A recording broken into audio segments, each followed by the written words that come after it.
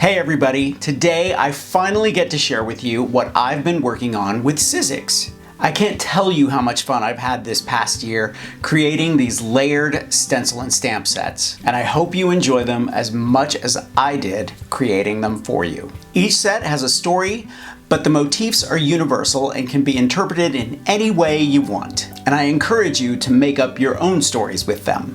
I am not a traditional card maker, so when working with these sets, I immediately go to home decor, jewelry making, and working in my art journals. I hope they inspire you to expand your creativity even more.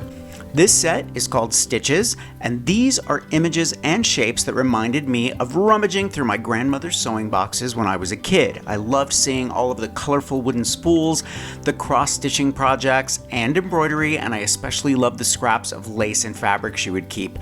Nothing went to waste, and everything was special.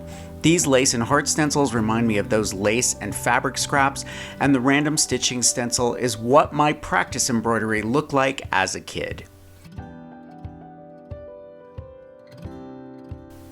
This next set is called My Favorite Things because that's just what they are. These are motifs that I've used in my work for 30 years or more. The quill pens remind me of how much I love calligraphy, and the eye motifs and hands are always part of my work.